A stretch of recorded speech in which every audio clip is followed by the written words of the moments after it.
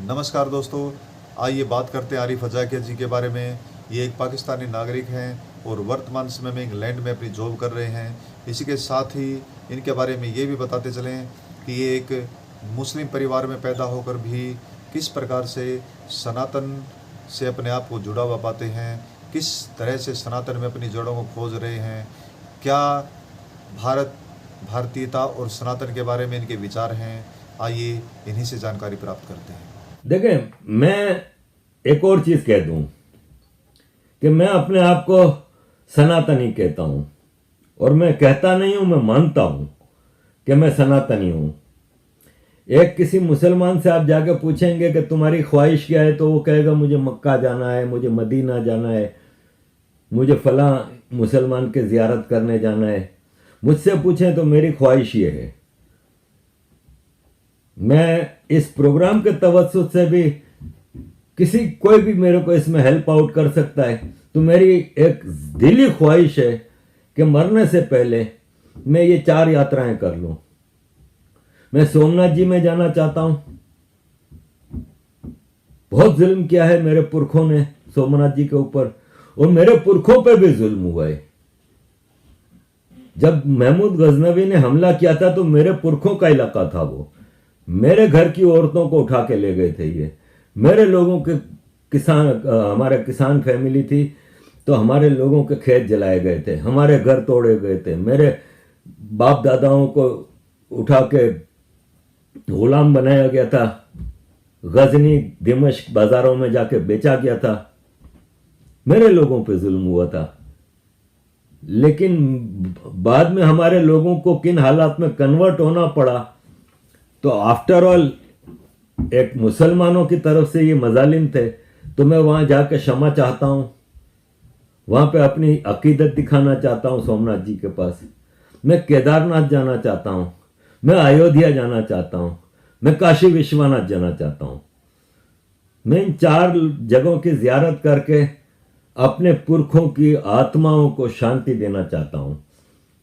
क्या आपकी नस्ल में एक ऐसा आदमी आया है जो अपने पुरखों के धर्म पे, अपने पुरखों की हेरिटेज पे, अपने पुरखों के सारी परंपराओं का पालन करता है और उनके ऊपर फख्र का इजहार करता है?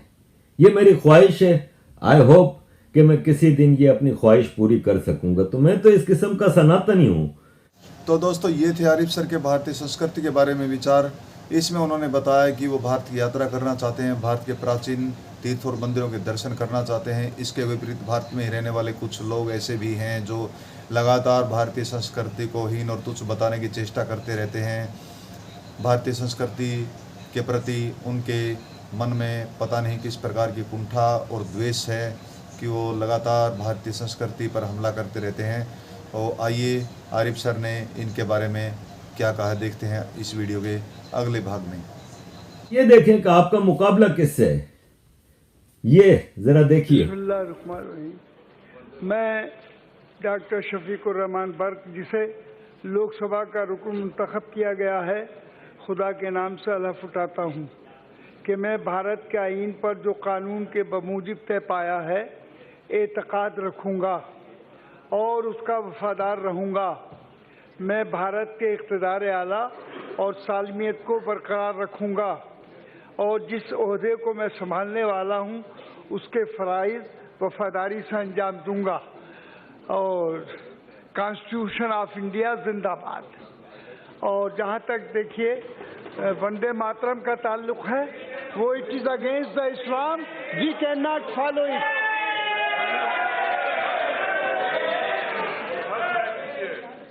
जी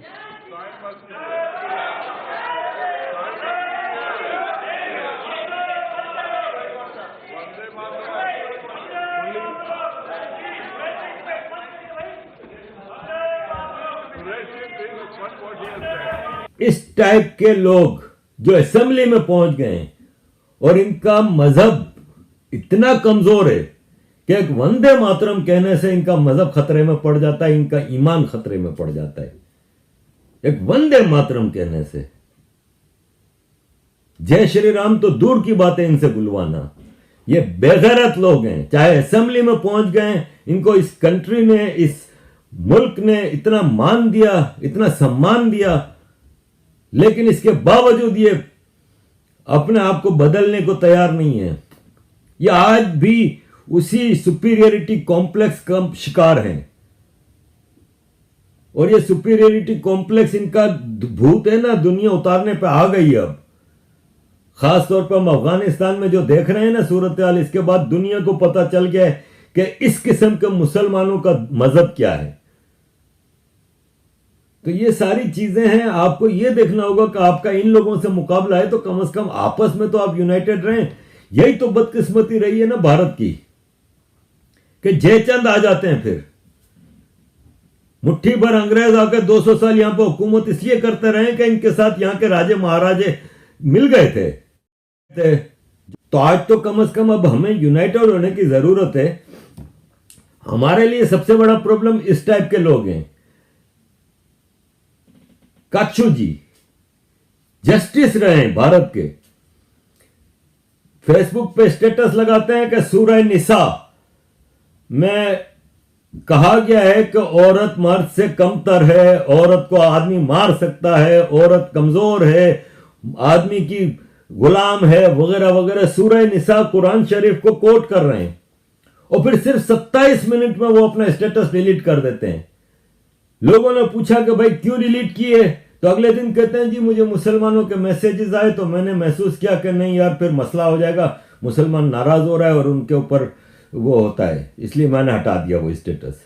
लेकिन हिंदुओं के बारे में क्या कह रहे हैं? मैंने तो देखिए साफ साफ कह दिया, मैं साइंटिफिक आदमी हूँ, मैं गाय को माता नहीं मानता हूँ। जैसे घोड़ा है या कुत्ता है वैसे गाय है, एक जानवर है।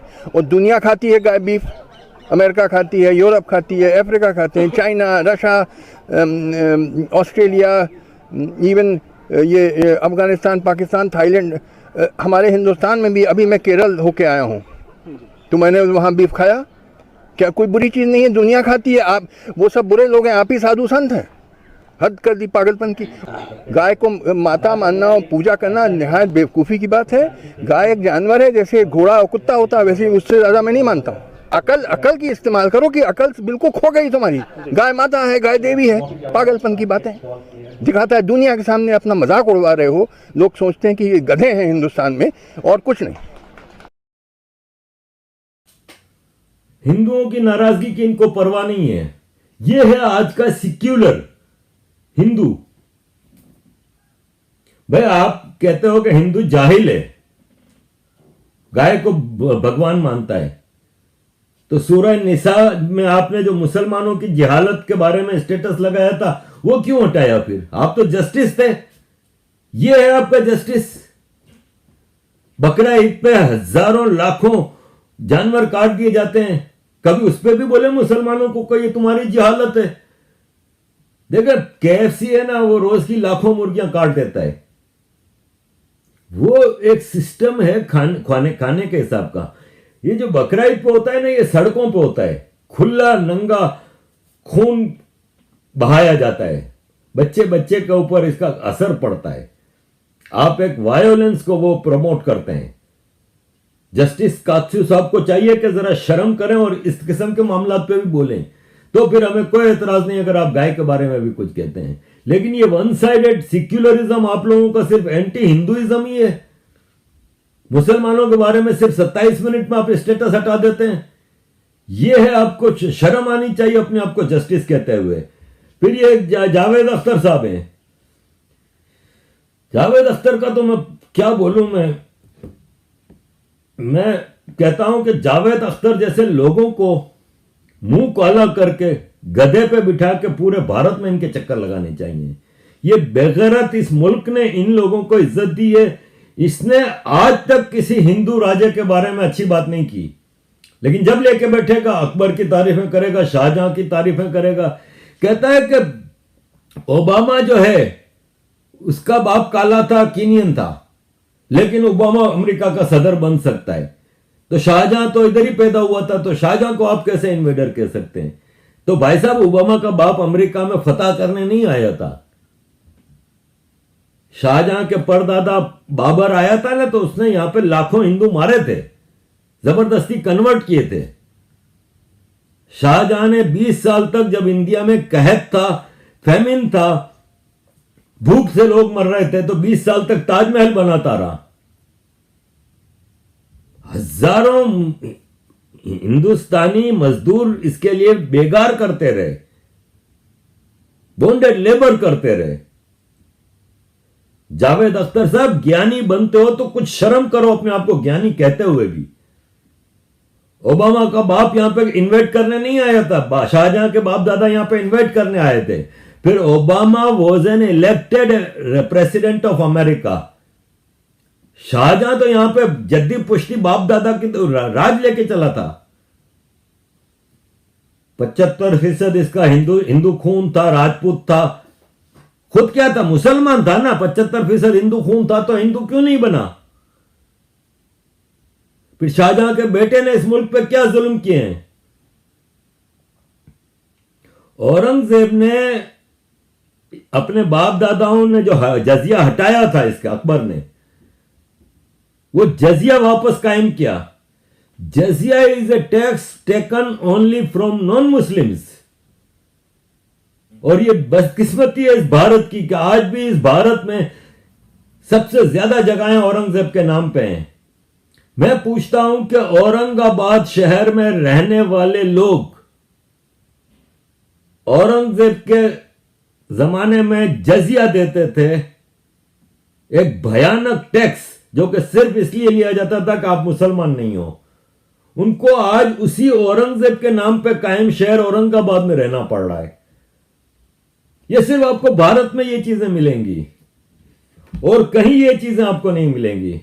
तो अजीज दोस्तों, कहानी बहुत लंबी है। जी हाँ दोस्तों, कहानी बहुत लंबी है और ये लड़ाई भी बहुत लंबी होने वाली है। इसी के साथ ही हम आपसे लेते हैं विदा। यदि आप इस चैनल पर नए हैं तो चैनल को सब्सक्राइब कर दीजिए, वीडियो को लाइक कर दीजिए, घंटी जैसे दिखने वाले बटन को दबाकर ऑल कर दीजिए ताकि हमारे आने वाले वीडियो आपको सबसे पहले मिल सके।